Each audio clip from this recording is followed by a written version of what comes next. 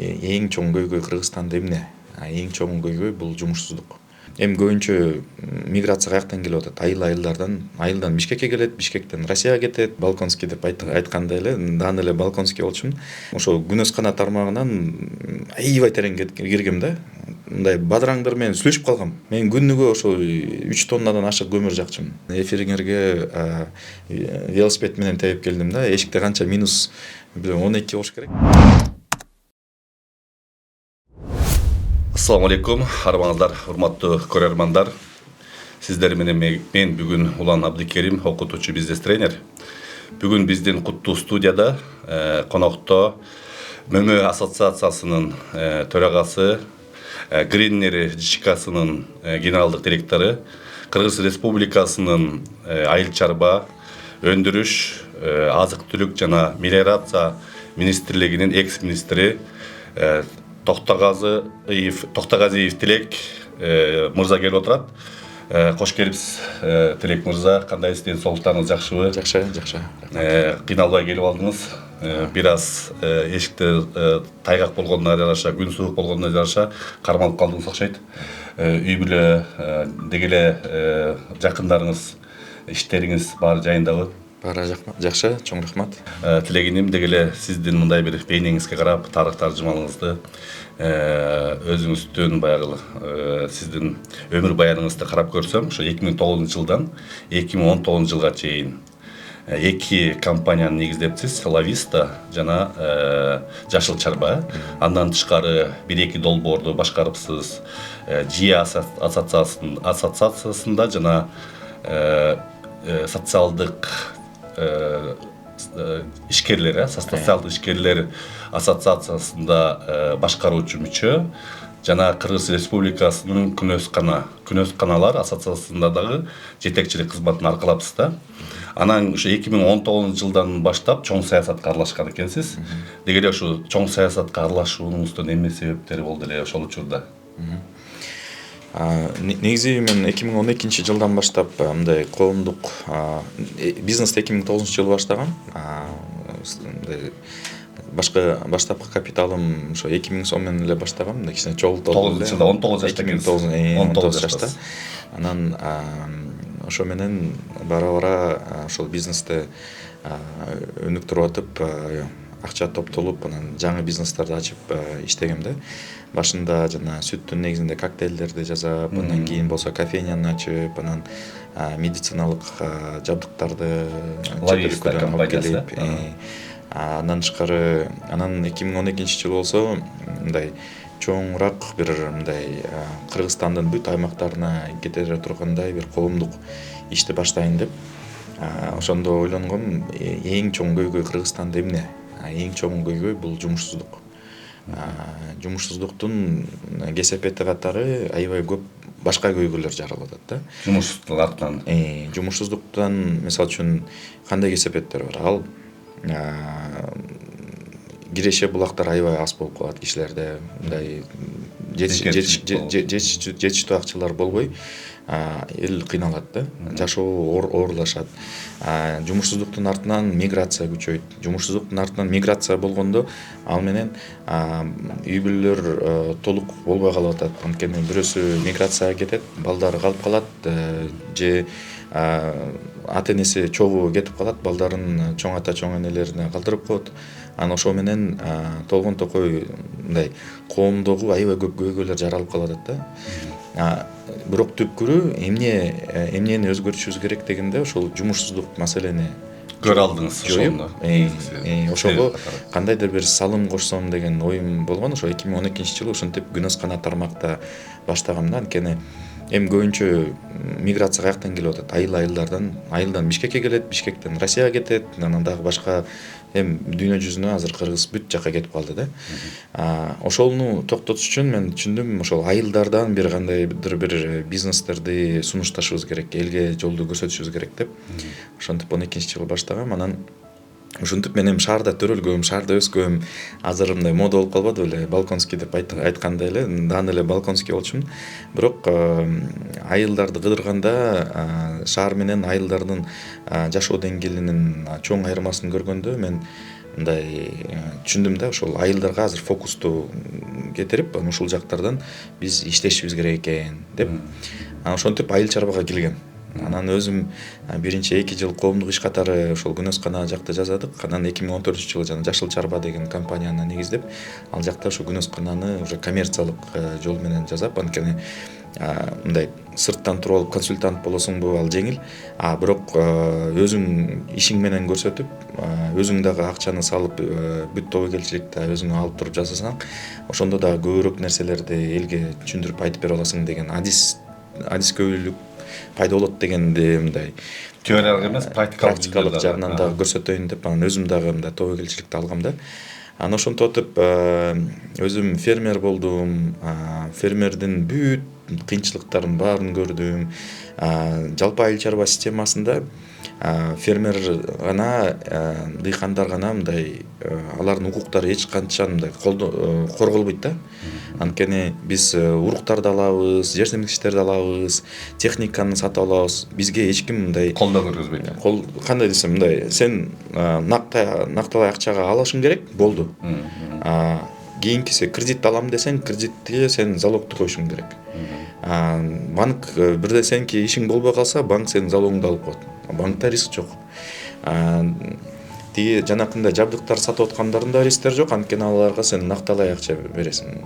Болду. Кийин сатууларга келгенде дагы, мисалы үчүн ортомчулдар ар кандай каалаган бааны коюп коюшу мүмкүн. Анан менде ошондой учур болгон. 16-жылы эң көп акча ошондо жоготком дыйканчылыктан. 12 миллион сомдон ашык Күнөсканадан өндүрүлгөн продукцияны сата албай калгансыңар да? Жок, биринчи толтура ошо акча салып, анан 15-октябрда 2016-жылы аябай катуу суук, бат мындай жылуу болуп туруп эле, анан минус 18 болуп кеткен да. Ошондо аябай суук болуп кетип, биздин жаныбызда Киршолк, Ысхата районунда, Киршолк айылында Күнөсканам болчу. Ошонун жанында ошо бүт айылдын бүт баары алар көмүр албай калгандыктан, менин оюмча, жылытуучулардын баарын күйгүзүп электричествого. Анан биздин жана трансформаторлор чыдабай, күйүп өчкөндөн мен тиякта 100 киловаттык аябай чоң генераторум бар болчу. Анын да күйүп өчүп туруп жарабай калды да.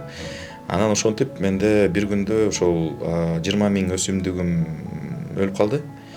Ошо менен мен мындай жалпы чыгымдарды, ошол жылдагы чыгымдарды санасам, 12 миллион сомдой минуска кеткем да. 15-жылы, 16-жылы. Анан 17-жылы болсо мен кайра дагы, мен ага чейин эле канча акча салгам, чогулткан акчаларды. Анан 17-жылы ошол январь айында кайра экинчи сезонду кайра баштайм деп, жашап аткан квартирамды сатыкка чыгарып туруп, сатып салып туруп, кайра мындай нөлдөн башташ керек болду. Нөлдөн башташ керек болуп калды да.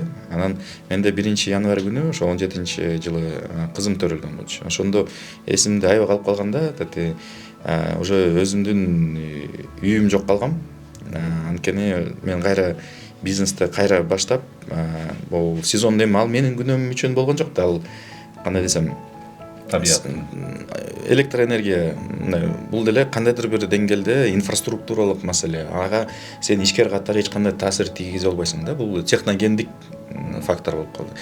Анан кайра макул деп туруп, январда кайра уруктарды отургуздум, кайра өстүрдүм. Мартта эң чоң мындай рекордторду коюп баштадым түшүмдүүлүк жагынан. Өстүргөн жагынан мен көйгөй жок болуп калган. Анткени ага чейин Голландиядан, Германиядан, Америкадан барып, алардын дыйкандары менен сүйлөшүп атып, Күнөскананын именно мындай баш оту менен кирип, кесипкөйлүк уже. Мындай мен 100% айтып алам, ошо Күнөскана тармагынан аябай тереңге киргем да. Мындай бадыраңдар менен сүйлөшүп калгам. Алар мага баарын айтып берчү да. Өстүргөн жагынан сонун өстүрдүм, бирок март айында базарда 220 сомдон сатылып аткан кезде ортомчул байке келип туруп, мен сенден 80 сомдон алам деп койду. Менде 3 тонна чыгат күндө. Күн сайын.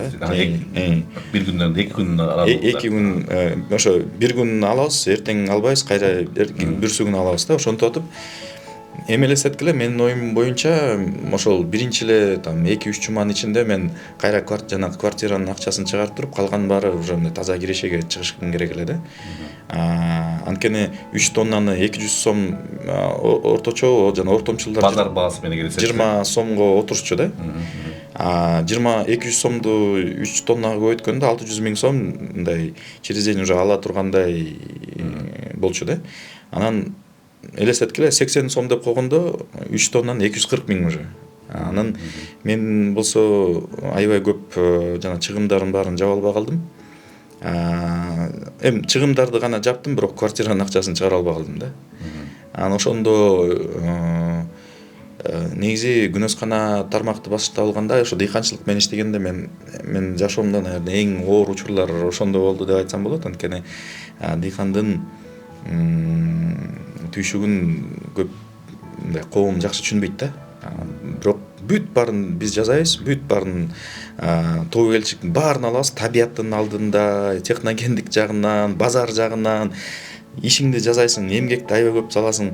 Мен күнүгө ошо 3 тоннадан ашык көмүр жакчумун. Элестетип көр. Күнүгө.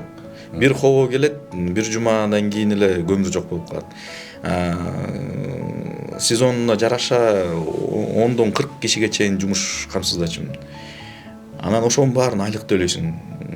Мындай аябай көп чыгымдар көп кетет да. Анан ошентип жүрүп мындай жалпы айыл чарбадагы системалык көйгөйлөрдү көрүп, анан ошол эле учурда башка кээ бир мамлекеттерден контрабанда менен сапаты начар болгон продукция дагы кирип, аны жегенге мүмкүн эмес болгон продукциялар кирип, мисалы үчүн бирок арзан кирип кетет. Анан базар баасында чүрөт, ошентип атып мындай жалгыз бир катуу бир эмелерге каршы жалпы мындай дүйнөдө эмне мындай оорчулук болсо ошолорго каршы мындай тургандай болуп мындай сезилген да. Анан өкмөткө сунуштарды айтасың, мындай кылалы, могул жакты текшерип койгула, могул жакты иретке алып келип койгула, моундай дарыларды сатып атышат, бирок дарылардын эч кандай сертификациялары жок. Дыйкандар болсо ошо дарыларды алып туруп берет, бергенде бир жума мүмкүн эффект берет, кайра өлтүрөт кийин өсүмдүктөрдү. Же аны бергенден бир ай сатыкка чыгарбаш керек. Биздикилер дыйкандар ошого арзан деп качып туруп, ошол пестициддерди алат, чачат, эртең эле кайра сатып ийет. Бул элдин ден соолугуна аябай начар таасир этет депчи. Бирок дыйкан аны билбегенден дагы, түшүнбөгөндөн дагы, анан базарга барса, агровет аптекаларга барса дагы ошолорду берип коет. Бияктагылардын бизнес, бияктагылар болсо өзүнүн көйгөйлөрүн чечүү да. Анан ошондо мен мындай акырынан саясатка ошолдун анткени мындай да, саясат деген бул эмне? Саясат деген бул коомдогу эрежелерди аныктоо. Жалгыз гана ушул жол бар. Эми тилекке каршы андан башка жол жок да. Бизнес деген бул ошол эрежелер менен ишти жүргүзүү. Саясат деген ошол эрежелерди аныктоо же өзгөртүү. Анан эгерде сен жашап аткан коомдо, сен бизнес кылып аткан мамлекетте эрежелер бул мындай, мен образдык салыштырмалуу айтсам, футболду ойноп атышат эки топ.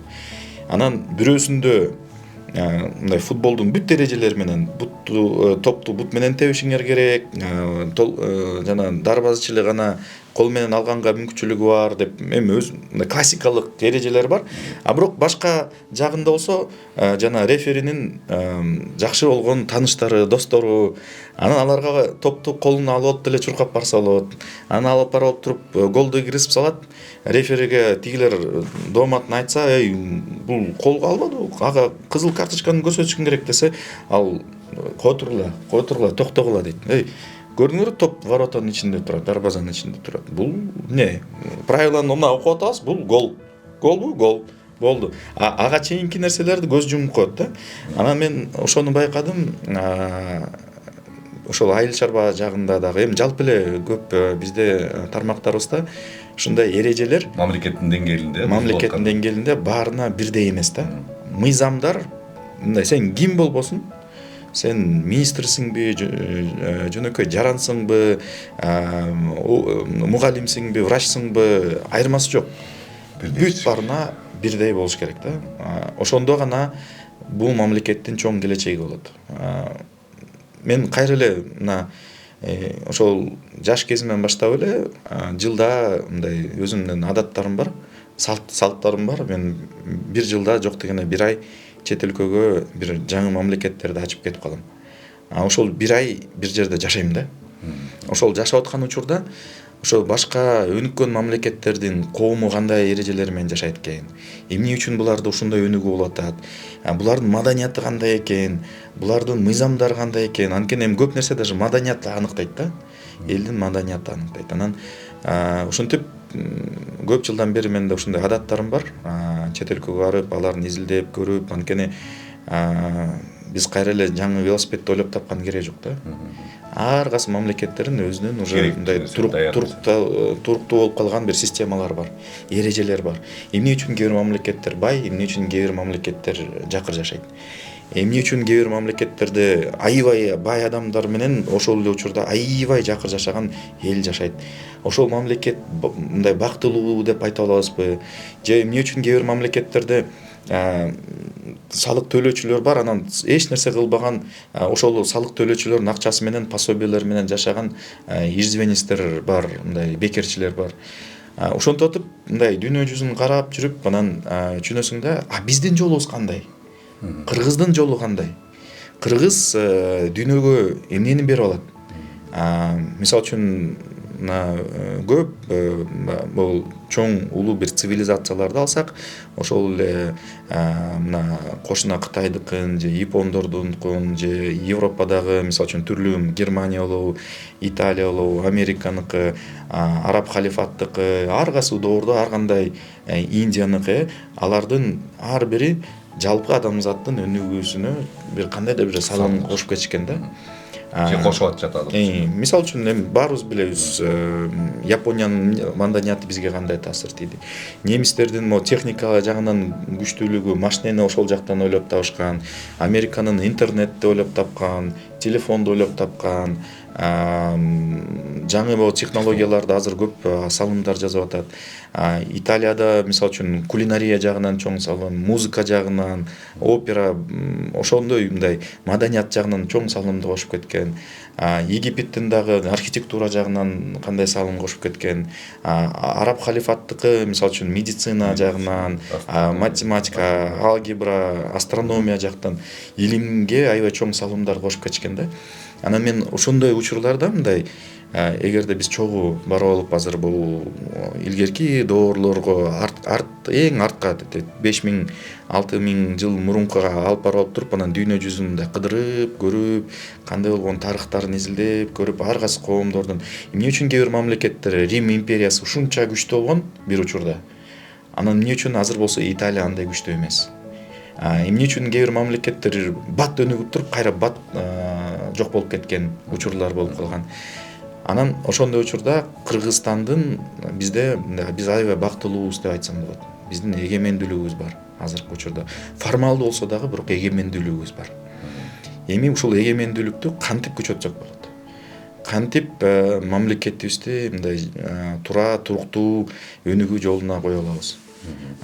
Ошол жолду аныкташ үчүн саясат, тилекке каршы саясат гана бир гана ушул жол бар экен да. Эми бул кайра эле мен ойлоп тапкан нерсе эмес. Бул ошол 5-6 миң жыл дүйнөлүк тарыхта аныкталган нерсе да. Кечиресиз, мен 20-жылы эстеп кеттим.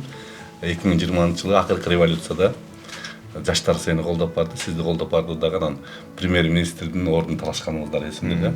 Ошол дух кайдан, ата-бабаларыңардын арасында бир эрлер шерлер болбогонбу? 30 жашка 29 жашында. Ошо эсимде да, ушул нерсе. Эми биздин коомдо тилекке каршы мындай эме болуп калыптыр, жаштар эчтеке чечпейт дегендей бир калыптанып калыптыр да ойчу. Бирок башкача кайра мындай тарыхты карасак, биздин ошо өзүбүздүн ошо тарыхыбызда болгон чоң инсандар деле 30 жашка чейин көп нерселерди жасап кеткен, мамлекетти да түптөп кеткен. Ошол эле мындай тарыхый инсандарды да калсак, илгерки мына азыркыга чейин мына Искендер деп мына биздин ат бар го, Искендер. Искендер деген эмне аттан чыккан? Ал Александр Македонскийден чыккан. 24 жашында. Ал тиги 4-кылым до нашей эры деген кезде жашап, мына уже 2,5 миң жыл өтүп кетти деп койсок болот. 2,5 миң жылдын ичинде ал жазаган иштерин баары бир тарыхта калып, кээ бир жерлерде Александрия деген шаарлар бар. Алардын анын мындай салымы кошуп кеткен. Ал киши 33 жашында эле каза болуп калыптыр да. Бирок 33 жашка чейин кандай гана нерселер жазып кеткен. Мына мен азыр 34төмүн да. Менин жашыма жетпей эле өлүп калган да. Анан бизде мындай коомдо мен түшүндүм, Кыргызда эки эле мындай эме бар экен. Али жашсың деп коет, же бүттү уже карып калдым деп коет да. Мындай ортосу жок да. Анан ошол үчүн мен эми жаштарга кайрылып кетейин элем, эме мындай көтөрбөгүлө. Ар бирибиз өзүбүздүн жоопкерчиликти жок дегенде өзүбүздүн жашообузга, жок дегенде өзүбүздүн бир туугандарыбызга, үй бүлөбүзгө, туугандарыбыздын алдында же жашаган шаарыбызда, иштеп аткан коллективде жоопкерчиликти көбүрөөк алып, демилгени өзүңөргө алып, лидерликти алып, ошол жакта жашап аткан бир эрежелерди өзгөрткөнгө мындай алыңар жетет да. Аракет кылсаңар. Жок дегенде өзүңөрдү дагы. Мисалы үчүн өзүбүздү ар бирибиз тарбияласак болот да. Эртең менен эрте турмай, кандайдыр бир эрте менен бир адаттарды киргизип алып, суу ичип, жакшы бир зарядкаларды жасап, чуркап, мисалы үчүн анан кечинде дагы үй бүлө менен чогуу тамактанып, сүйлөшүп, телефонду көп карабай, мисалы үчүнчү балдарың менен сүйлөшүп, мектепте кандай окуу болду, сенин пландарың кандай болуп атат деп кичине көңүл буруп депчи. Анан бара ошол өзүңдөн башталган нерсе үй бүлөңө жайылат. Үй бүлөңдөн жайылып кеткен нерсе туугандарыңа жайылат, же досторуңа, же коллективге. Аны ушинтип атып, силердин лидерлигиңер жалпы мындай коомго жайылышы мүмкүн да. Анан ошол үчүн бул мындай кандай десем, ниеттен эле ал кезде тилекке каршы мындай жаштардын арасынан ушул жоопкерчиликти алам дегендер.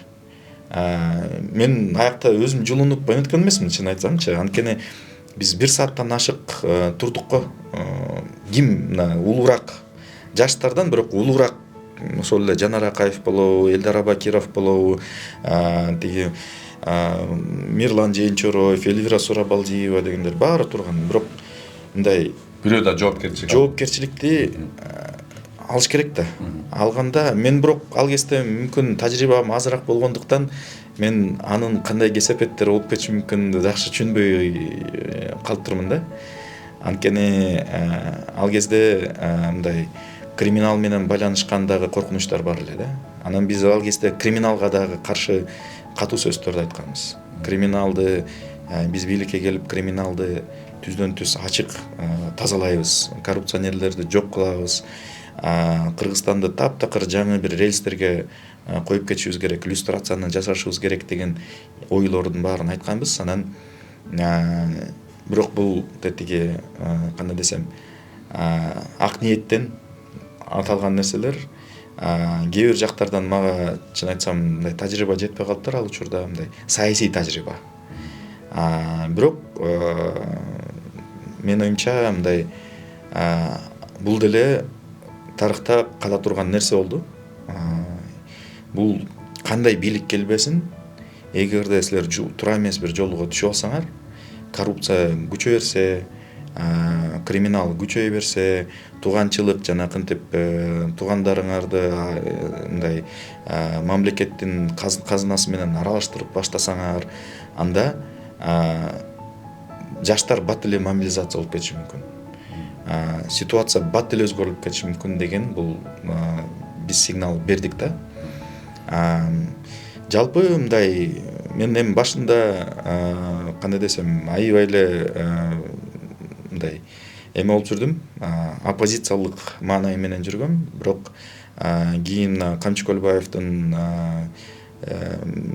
мындай жок кылынганы, кийин ким Матраимовду эң чоң коррупционер катары аны түрмөгө отургузуп бүт мен бүт деп айта албайм, бирок көбүнчө мүлкүн кайра мамлекетке алдыргандыгы мисалы үчүн мындай мен үчүн уже ишеним кайра кичине түштүк да, мындай анткени эми бирок көрүнөрү канча 2 жылдан ашык убакыт талап кылып коюптур да, ошол процесстер башталгангачы. Алардын башында ушундай ниет болгонбу мен билбейм, бирок кийин ошондой иш болуп кеткендиги менин оюмча мамлекеттүүлүк үчүн бул жакшы нерсе. Анткени мамлекет деген мамлекет болуш керек.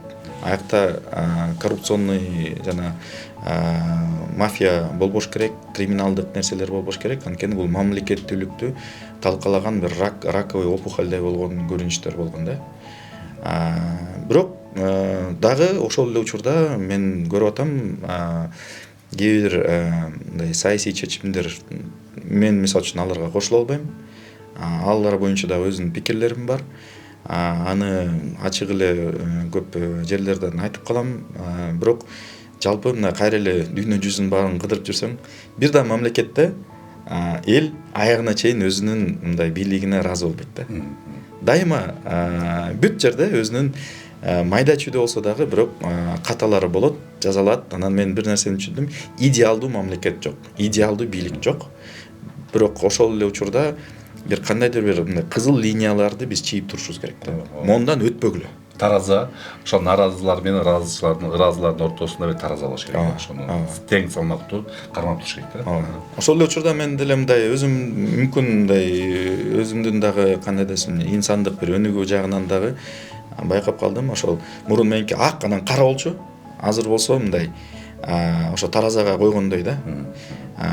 Эми көбүнчө меники азыр мындай Кудайга шүгүр дегендей эле ооба мындай майда чүйдө косяктар болуп атат, бирок жалпы жаман эмес дегендей бир жол менен кетип атат. Шүгүр. Бирок кайра эле биз мындай көзүбүздү жумбашыбыз керек. Жаман нерселер болуп атса, жаман болуп атат деп айтышыбыз керек. Активдүү позиция керек да. Бизде кыргызда жакшы сөз бар эмес беле? Дос күйдүрүп айтат дегенчи. Ошол үчүн биз жаман көргөндөн эмес, тескерисинче жакшы көргөндөн элибизди, мамлекетибизди, бийликте отурган адамдар дагы ошону түшүнүш керек да. Биз эми мамлекетибизди жаман көрсөк, мүмкүн мурун эле көчүп кетмекпиз да, туурабы? Же таптакыр мындай башка иштер менен жүрө бермекпиз. Бирок мамлекетти жакшы көргөн үчүн биз Кыргызстанда жашап атабыз да. Кыргызстанды айтып атпайбызбы? Бирөөнүн элинде дейт султан болчу дейт, өз элиңде ултан бол деп. Дегеле Кыргызда бизде ушундай бир мен оюмча да дегеле каныбызда ушул жатса керек. Биз башка жака кеткибиз келбейт да. Кеткен мигранттар да кайткысы келет да. Дайыма ушуну айтышат. Каякта жүрсө да биз Кыргызстанга барабыз депчи. Анан ушул бир жашынакай мамлекетибизди жашынакай өнүктүрүп алганга ар бир инсандын салымы керек. Бул активдүү позиция болуш керек да. Анан ошо 20-жылы сиз мен баягы сиздин тарыхыңызды алып карасам, министр болуп шайландыңыз. Бирок 4 айда эле эмнегедир жумуштан кетип калдыңыз да. Ошонун негизги себеби да. Анан мен сизди карап туруп, адам катары баягы психологияны түшүнгөн адам катары эмнегедир ушул саясаттагы бир бийликтен азырынча көрө албайм. Мүмкүн кийин. Себеби дегенде ал жерде бир кандайдыр бир чектөөлөр барбы, ал жерде бир ой жүгүртүүнүн бир жанагындай мындай баш ийип берүү деген сыяктуу, эл жака карай бир нерсени айтпоо деген сыяктуу бир нерселер бардай элестетет да. Азыркы деле саясатты алып карасаңыз, эми мен саясатка деле терең киргим келбейт. Азыр деле Шыкмаматовдун кылып аткан кадамдары Албанбет агабыздын саясатта салык боюнча реформаларды айтып атат да. Ушундай бир көз карашты адамдар иштесе болот бекен эле бийликте. Сиздин тажрыйбаңыздан айтсаңыз. Аябай жакшы суроо болду. Эми меники жөнөкөй эле мындай жооп. Бизде мындай убактылуу өкмөт десек болот. Бул транзиттик өкмөт болгон. Анткени ошол революция болуп легитимдүү бийлик жок болгон. Ошондуктан ошол транзиттик бийликте ошо өкмөт түзүлгөн да. Бул компромисс жолу менен аякта ар кандай саясий группалар чогулган. Анан мен Садыр Жапаров менен да жолукканда ошондой сүйлөшкөнбүз да, айыл чарба жагында карт бланш берилет, бирок ал жактагы мындай тийишпейт дегендей макулдашканбыз да, ошол айыл чарба жагынан. Ошол үчүн мен ровно 100 күн иштедим, бирок 100 күндүн ичинде биз мындай антикризистик иштерди көп жасап кеттик. Анткени айыл чарба министрлигинде ошо келгенде аябай көп көйгөйлөр жаралып калыптыр. Карыздар көп болчу экен. Карыздардын баарын 1,5 айдын ичинде жаап салдык. 40 миллион сомдон ашык карыз бар болчу. Ошону жаптык. Стратегиялык көп документтер жазып кеттик. Азыркыга чейин ошо иштеп аткан стратегиялык, азыркы учурда да иштеп аткан стратегиялык документтер ал ошо биздин командабыз тараптан жазылган. Санариптештирүү жагынан да көп иштер жасалып кетти. Ага чейин айыл чарба министрликке мына мен эсимде бар, бир күндө моундай болгон документ пачка келчү да, күнүнө кагаз менен. Ошонун баарын карап чыгышым керек. Анан мен ошо 100 күн айтып бере алам. Мен менен ошо иштешкен кишилердин баары күбө. Ал учурда орточо 3-4 саат күнүнө эле уктамай 20 саат иштемей болчу да. Анан бирок чын айтсам биринчи жумада эле кадимкидей организм сбой кылып берип баштады. Бирок кийин кайра мындай өзүм менен сүйлөшкөндө болдум да, Тилек, сен чарчаганга укугуң жок. Азыр сага мындай берилген бул аманат, чоң жоопкерчилик. Мен түшүнүп аткам, бул мен иштеп аткан мөөнөт аябай кыска эле болот депчи. Президенттин шайлоосуна чейин. Шайлоо болгондон кийин ал легитимдүүлүк алгандан баштап, элдин добуштарын алгандан кийин бул толугу менен өзүнүн командасын, өзүнүн тарапташтарын чогултат дегенчи. Мен эсиңерде бар болуш керек, ошол министр болуп турганда өкмөттүн ичинен жалгыз конституцияны өзгөртүүгө каршы пикиримди айткам да. Мисалы үчүн парламенттик системадан президенттик системага өтпөшүбүз керек. Анткени жана система сдержек и противовесов деп коет. Бул кайра эле дүйнөлүк практикада 3 бийлик бутактар бири-бирин баланс кылып туруш керек да. Анткени ким кандай, мисалы үчүн да, биринчи президент аябай жакшы болуп, өзүн чын эле жакшы көрсөтүп, аябай жакшы өнүгүүнү кылып коюшу мүмкүн. Бирок анын артынан эч ким кепилдик бере албайт да. Ал бийликти кантип пайдаланат. Бирок бүт бийликтин баары бир кишиде болуп калса, кийинки келген президент ал бийликти таптакыр туура эмес жол менен колдонуп салышы мүмкүн да. Система жана сдержек и противовес болуп турганда, бул парламент жана мыйзам жазуучулар, аткаруучу бийлик жана сот бийлик өзүнчө булар болуп турганда бири-бирин мындай көзөмөлдөп турат да, бири-бирин баланс кылып турат.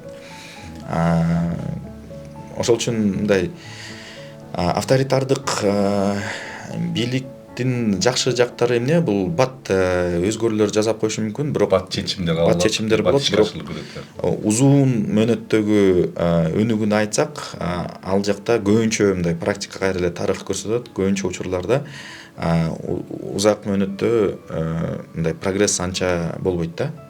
Мындай кыска учурда баары ошол бир кыска учурдагы бир жылдыздарды эске алып калышы мүмкүн. Ошонун заманында жакшы болгон деп коюшу мүмкүн. Бирок кайра эле система туура эмес болгон үчүн бул мондай өнүгүү болот да. Өдө ылдый болуп кетет. Ошол үчүн биз кандай десем, жаш мамлекетпиз. Мамлекеттүүлүктү деле мындай мына 91-жылы өзүбүздүн эгемендүүлүктү алдык. Ошол үчүн бул кичинекей балдар окуп атканда эле каталар болот, туура эмес нерселер болот, урунабыз, жыгылабыз. Бирок бара мен оюмча мүмкүн, мен аны түшүнүп атам да, келечекте биз кайра эле велосипедди кайра ойлоп таппай, эл аралык тарыхты изилдеп, эл аралык тажрыйбаны изилдеп туруп, жаңы ошол өзүбүзгө керектүү мамлекеттүүлүк системаны орнотушубуз керек да. Ал мындай туруктуу бир өнүгүү жолго чыгышыбыз керек. Биз эми көрүп атабыз, көп ушундай мындай тарыхта азыр өнүккөн мамлекеттердин баарын карасаңар, аларда жана система сдержек и противовесов деген бар да. Акыркы учурларда карасам, сиз бир мөмө ассоциациясы деп ушул жакка көп көңүл буруп анан өзүңүздүн ошол көңүлүңүздөн убактыңызды, күч кубатыңызды ошол жака жумшап аткандай элес калтырат да. Азыр ушундайбы, ооба ошондой. Мына 2012 жылы декабрь айында биз ММА ассоциацияны түздүк. Бирок эми ишмердүүлүктү ошо 23 жылдын башынан баштадык. Эми 2 эле жыл болду ассоциациябызга. Бирок 2 жылдын ичинде мына азыр байкап баштайсыңар болуш керек, Кыргызстанда мына ММА тармактын өнүгүшү бир башка деңгээлге чыгып баштады. Биз мындай чоң жетишкендик катары айта алабыз, Европанын жана Американын технологияларынын мындай эшигин ачып бердик. Анын баары кыргызстандык фермерлерге ачык болуп калды да. Биздин региондо дагы башка мамлекеттер азыр бизден үйрөнүшөт.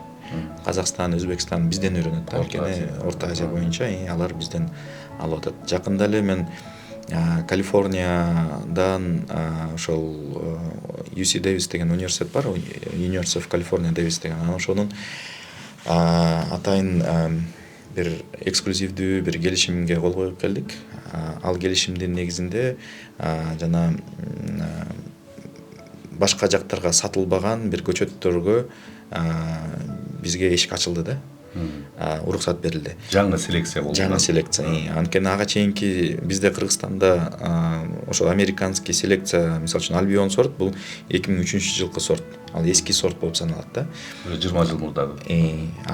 Азыр болсо биз 2019 жылкы сортторго бизге уруксат берилди да. Мындай уруксат СНГ мамлекеттерде бизде гана бар. Керек болсо Туркияда да андай уруксат жок да.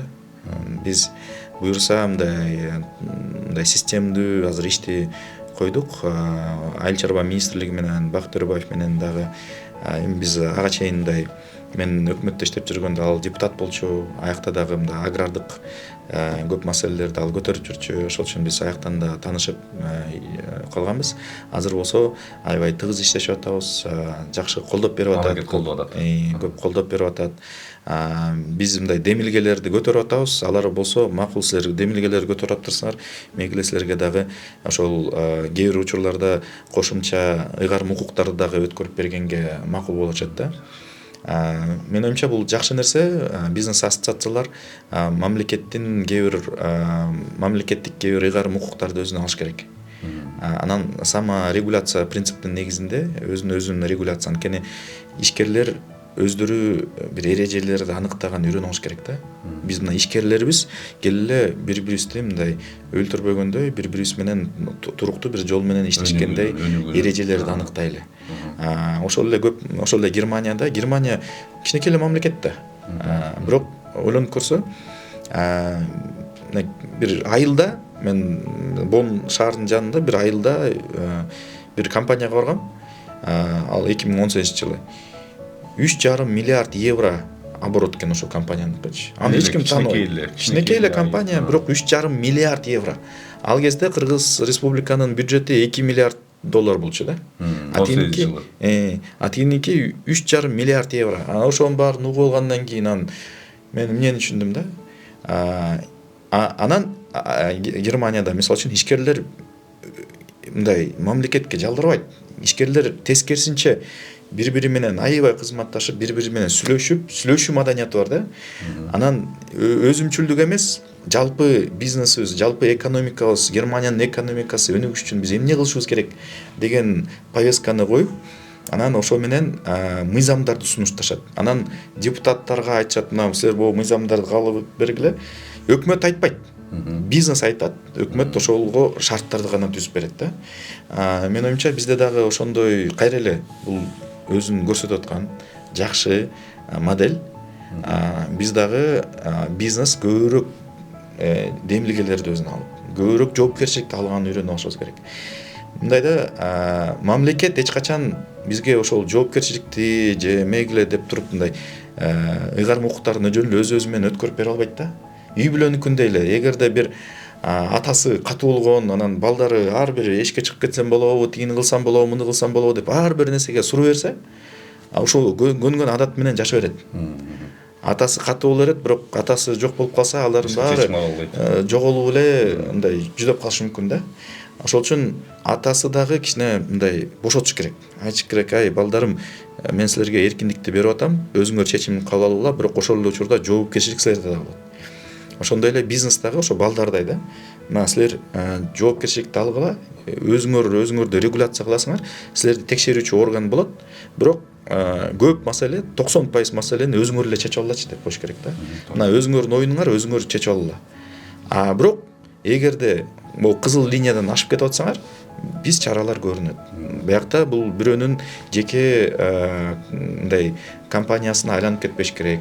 Жалпы эрежелер баарына мындай тең иштеш керек дегендерди гана эметип койсо, менин оюмча бизнес кадимкидей өнүгөт. Бирок кайра эле биз дагы жанакы балдардай ата-энебизге мындай бийликке айткандай айтышыбыз керек. Өмүр бою эле бизди мындай тыйыны кыл, муну кыл деп айта бересиңерби? Кел эле бизди эле алалы. Бизге могул жакты берип койгула, башыңарды оорутпагылачы. Силер өзүңөр мындай жалпы эрежелерди гана эметип койгула, бирок биз өзүбүздүн комнатабызда иретти өзүбүз алып келип алалы. Силер ар бир нерсе жөнүндө айта бербегиле, биз силерден караганда жакшыраак билебиз деп туруп, биз өзүбүз дагы мындай демилгени көбүрөөк көтөрүшүбүз керек да. Коом эгерде ошондой болуп баратса, анткени тилекке каршы кайра эле бул советтик доордун учурунда Москва баарын чечет, партия баарын чечет деген образ калып калыптыр. Өзүбүздөн демилге чыкпайт. Анан ата-энелерибизден, чоң аталарыбыздан башыңды көтөрбө, кесип кетет, тигиндей сүйлөбө, орточо жүр, алдыга чыкпа деген сөздөр калган да туурабы? Ошо менен бизде мындай демилге көтөргөн нерсе мындай кооптуу болуп калыптыр да. Ошол үчүн биз азыр ойлоп атам, мен мисалы үчүн 90-жылы төрөлгөм, андан кийин 91-жылы эгемендүүлүктү алдык, бирок мен советтик доорду көрбөй деле калдым да. Эгемен мамлекетте өсүп калдым. Ошол үчүн мүнөзүм дагы эгемен. Анан ошол үчүн эми биз ушундай бир жанакындай кичине түртүшүп, өзүбүздүн талаптарыбызды эркин айткандан коркпой, эми бизди уже өзгөртө албайт. Биз ушундай эгемен өсүп калдык. Кайра эле жана мурундан бизде айтып кетип атпадыбы эле, Түркменистанга айланып кетет дегендечи, бирок мен ишенем, биз Түркменистанга эч качан айлана албайбыз. Эмне үчүн? Анткени биздин муун уже башкача. Биз эркиндикти билип калдык, кайра мындай бир катуу жанакындай авторитардык эмелерге бербейбиз да. Анткени табиятыбыз уже башка. Айтат го, тилек бул аң сезим, айтат го биздин менталитет ушундай экен. Биздин кыргыз да өзүнө байланыштуу, Кудай буйрса. Мен да ошол нерсени көрүп атам. Убакыт аябай тар болуп калды. Мен сизден мындайча айтканда өзүм каалаган суроолордун тегин эле бергенге жетиштим да. Себеби дегенде сиз менен сүйлөшүп өтө мындай бир сонунда, анткени уже аң сезимибиз өсүп кеткени көрүнүп турат. Жана да айтып атпайсызбы, маданият керек болсо, азыр сизден угуп отурам, конкуренция эгерде бир тармакта адамдардын башын бириктирсе, бир багытта бастырса, ал жерде конкуренция жок да. Андыктан дайыр жолу сизге терең ыраазычылык. Эми акырында маегибизди акырында бир аз каалоо тилектериңизди айта кетсеңиз, ошо менен Кудай буйрса бүгүнкү маегибизди чабалы. Мен биздин көрүүчүлөргө жалаң гана жакшылыкты каалап кетем. Анан ошол эле учурда бир мындай сунушум бар. Ар бирибиз мындай жоопкерчиликти башкаларга илгенден алдында өзүбүзгө жоопкерчиликти алып, ар бирибиз жок дегенде өзүбүз мындай өзгөртүүгө, күнүгө бир кандайдыр бир өнүгүү жолуна салып кетсек, күнүгө башкалар менен салыштырбай, өзүбүз менен салыштырыпчы. Мен бүгүн кечеки күнгө караганда күчтүүрөкмүн, эртең болсо бүгүнкү күнгө караганда күчтүүрөк болом. Бир нерседен мүмкүн жаңы бир сөздү үйрөнөбүз, жаңы тилди үйрөнөбүз, жаңы бир көбүрөөк спортко машыгабыз же мындай күнүгө бир прогресс жолуна түшүүгө чакырам. Анан көп азыр коомдо болуп аткан оорулардан арылууну каалайм. Жана эл эмне дейт дегендей окшогон, жана кереги жок понтторду жасагандай. Мен мисалы үчүн бияка силердин эфириңерге велосипед менен тебип келдим да. Эшикте канча минус 12 болуш керек, бирок акыркы 4 жылдан бери велосипед гана тебип жүрөм. Акыркы 2 кышты толугу менен велосипед менен өтүп атам. Бул жөнөкөйлүк, минимализм, Анан эл эмне дейт деп мен эсимде бар, жаңы велосипедке отуруп атсам апам ай эл эмне дейт, сен килтеген кишисиң анан тигиндей мындай дегенден мага айырмасы эмне, мага жагат, экологияга жакшы, коомго жакшы. Менден азыр кийинки муун деле инилерим ошону көрүп болбогон понтторго көңүл урбай, өзүнүн өнүктүрсүн, өзүнүн жан дүйнөсүн өнүктүрсүн, мээсин өнүктүрсүн деген мындай чакырык да. Ошол үчүн ар бириңерге туруктуу өнүгүүнү каалайм. Баракелде. Тилек мырза, сизге мен эмнени айтар элем да? Айтат го, бул жөнөкөйлүк дейт, өнүгүүнүн туу чокусу дейт да. Сиз азыркы эле өзүңүздүн үлгүңүз катары тыгын маселесин, анан смокка, түтүн маселесин чечкенге жардам берип атасыз да. Мен да сиздерге ушул нерсеге чакырам. Келиңиздер баарыбыз аракет кылалы. Ким эмне жазап бербейт, ким эмне жазап берет эмес, мен эмне салым кошо алам биздин мамлекет өсүшүнө, элибиздин өнүгүшүнө деген. Андыктан дайыр жолу баарыңыздарга терең ыраазычылык. Убактыңыздарды бөлүп бизди аягына чейин көргөнүңүздөр үчүн бар болуңуздар. Кийинки эфирде жолугушууга чейин сак саламатта болуңуздар.